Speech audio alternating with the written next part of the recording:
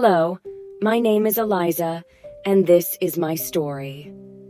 I had been lying in a coma for 2 long years, disconnected from the world I once knew. The medical machines that beeped rhythmically in the sterile hospital room were my only companions. The gentle hum of the machines contrasted sharply with the turmoil of emotions I had yet to process. My eyes fluttered open one day, and the first thing I saw was the figure of him, the man who had once held my heart in his hands. His name was Lucas, a man I had loved deeply, someone I thought would stand by me no matter what. But love, like everything else in life, isn't guaranteed to remain constant. Time has a cruel way of distorting feelings and changing people, and perhaps it had changed Lucas too. As I blinked against the harsh light of the room, I saw Lucas sitting by my bedside, his eyes puffy and his hair unkempt. His face was older, more tired, and I couldn't help but notice the lines of regret etched into his features. He hadn't left my side, not even once during my recovery. His devotion was palpable, yet there was an undeniable sadness about him, a look of someone who had lost something precious and was still grappling with the aftermath. When he saw my eyes open, a soft gasp escaped him. "Eliza," he whispered, his voice breaking, as if unsure whether this was real or just another dream. His hand shook as he reached out to touch my own. "Lucas," I breathed, the words feeling foreign in my throat. "What happened? Why am I here?" His lips trembled, and for a moment, I thought he might break down completely. "Eliza, I'm so sorry," he choked out, his voice barely audible. "You've been unconscious for 2 years. I was wrong. I should have never let you go." I blinked, trying to process his words. 2 years. It felt like a lifetime had passed, and yet nothing had changed in his voice. The same deep sadness, the same guilt. "Lucas, what do you mean?" I asked slowly, my mind still foggy from the medication and the shock of waking up. His eyes filled with tears, and he took my hand, clutching it tightly. "I was an idiot, Eliza. I blamed you for everything. I thought you were the one who wanted to leave me, to end our relationship, but I didn't see how wrong I was. It was my fault. I pushed you away. I trusted the wrong people, and I let their lies cloud my judgment. I should have trusted you, but I didn't. And now..." He trailed off, his voice breaking, unable to finish the sentence. I stared at him, my heart heavy with a mix of confusion and anger. The memories began to flood back, the days of love, the days of laughter, but also the pain, the misunderstanding, the distance that had slowly crept between us. He had never trusted me, not truly. He had always believed the lies others told him about me, accusing me of things I never did. "Why?" I whispered, unable to understand why he had believed them. "Why didn't you trust me, Lucas?" He wiped his face with the back of his hand, the tears flowing freely now. I thought you had changed. I thought you didn't love me anymore. I thought I was losing you, and I panicked. But now I realize I was the one who pushed you away. I should have never let you go. I should have fought for us. I should have trusted you." I tried to sit up, the heaviness in my chest making it difficult to breathe. "How could you, Lucas? How could you let me suffer like that? For years I've been waiting for you to come back, for you to see the truth, but you never did." His voice was full of regret as he begged. "I know, Eliza. I know I hurt you. I know I ruined everything, but I swear I didn't mean to. I never meant to hurt you. I love you. I always have. But I was blinded by my own insecurities, by the fear of losing you. I should have trusted you. Please, just give me a chance to make it right." I shook my head, feeling the tears well up in my eyes as well. "You don't get it, do you, Lucas? It's not just about trust. It's about respect. It's about love. You abandoned me. You chose others over me. You believed lies instead of hearing my side. How can you ask for a second chance after all that?" He bowed his head, the guilt crushing him under its weight. "I know, Eliza. I don't deserve your forgiveness. I know that. But if there's any way to make things right, I'll do whatever it takes. Please don't leave me like this." For a long moment, I stayed silent, the anger and hurt still fresh in my heart. I didn't want to forgive him. I didn't want to let him back into my life. But somewhere deep down, a part of me still loved him. Despite everything, I still wanted to believe in the man I once knew.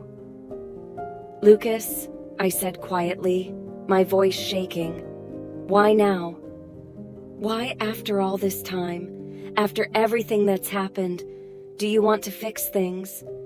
Why did it take me being in a coma for you to realize your mistakes?" He looked up at me, his eyes full of regret. "Because I had to lose you to understand what I truly had. I thought I could live without you, that I could move on. But I was wrong. I've been a fool. I've spent these years regretting my actions, regretting how I treated you. And now, seeing you like this, seeing how much pain I caused you, I can't bear it. Please, Eliza, let me make it up to you."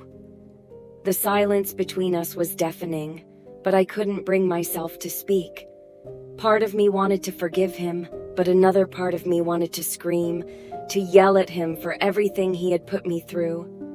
He had betrayed me, and yet here he was, asking for my forgiveness, asking for another chance. Could I give it to him?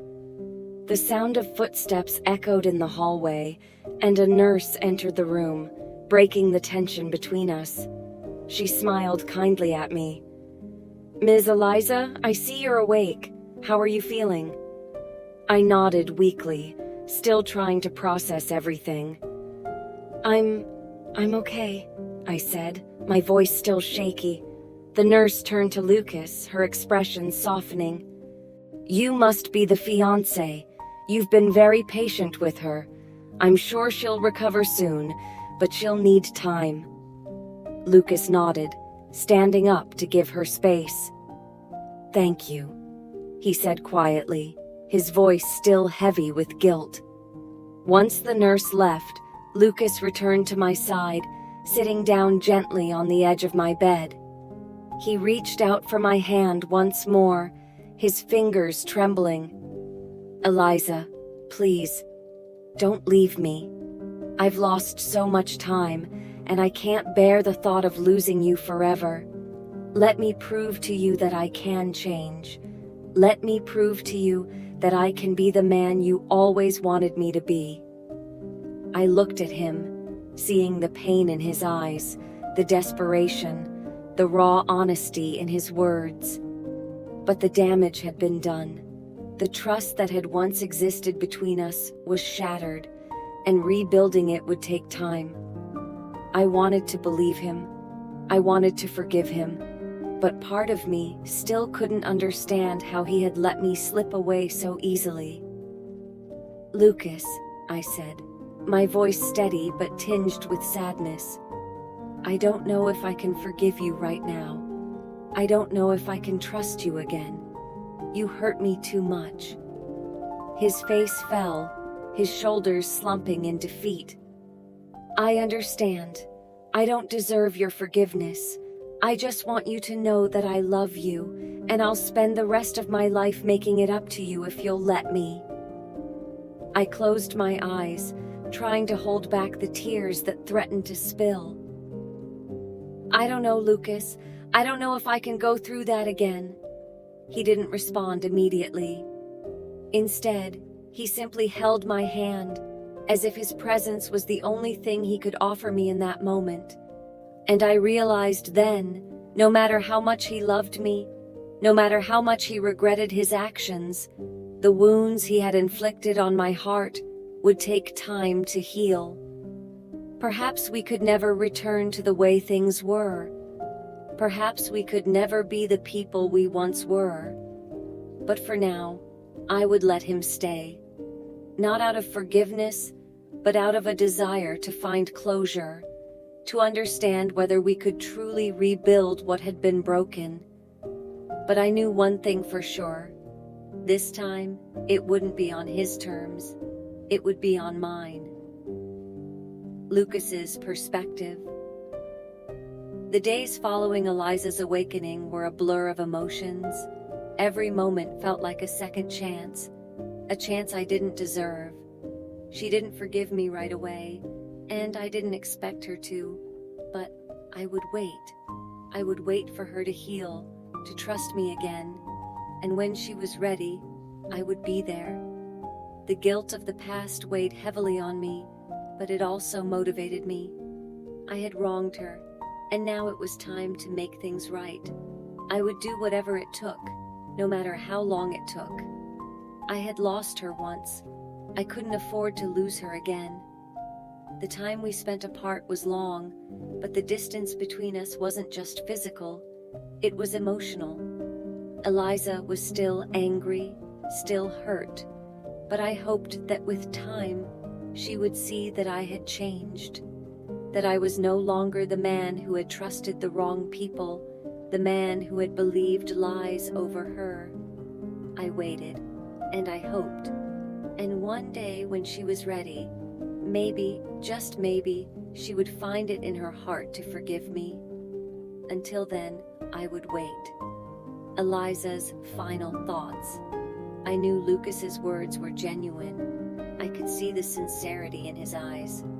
But forgiveness, trust, they weren't easy to give. And I needed time to decide whether or not I could give him a second chance.